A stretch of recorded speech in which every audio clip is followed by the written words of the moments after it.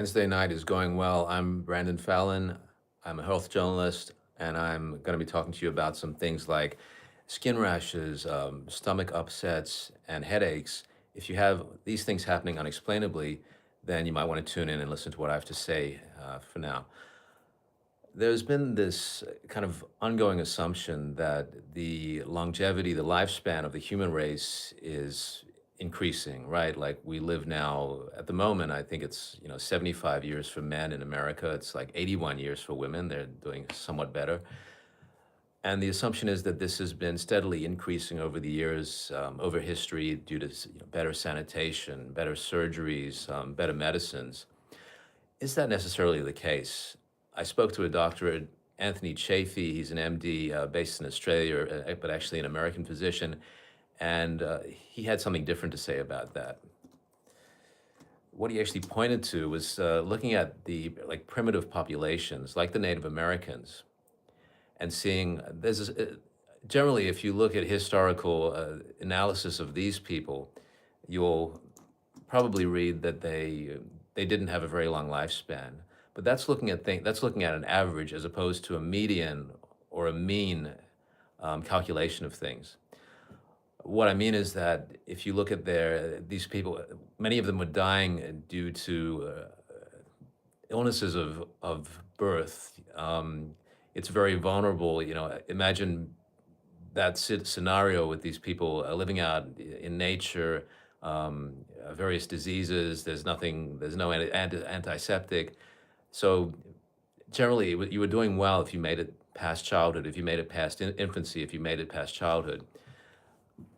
What the statistics don't look at is the number of people who made it past childhood and then looked at their longevity. So for like 20 years old, how much longer did they live from 20? How much longer did they live from 30? And when you start doing that, you get a very different picture of people's life expectancy at that time. If I can just get this to play.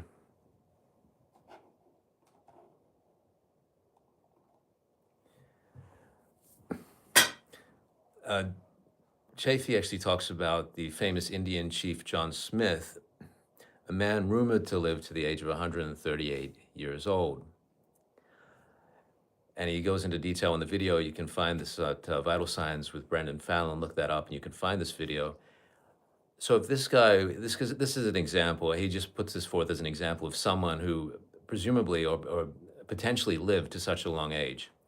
And he talks about how even the heights of Indians in certain areas at that time was dramatically higher than it was now. So what's happened? And genetically, he also says that humans should have the capacity to live to at least 100 years old. So if that is the case, if looking ancestrally, there is the potential to live much longer, why are we dying at such an early age these days? The answer may well lie in what we're eating. I speak to carnivore doctors. I've spoken to doctors who definitely favor vegetables and eat virtually no meat at all. And the common denominator is get rid of the processed food.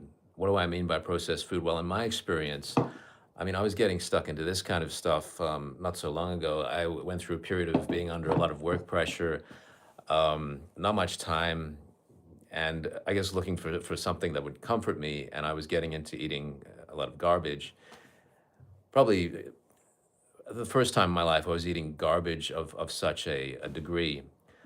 At that time, I started to notice this itchiness on my foot. It started on my foot, and it would itch to the point where it was almost addictive to scratch it. It was an insatiable desire to scratch.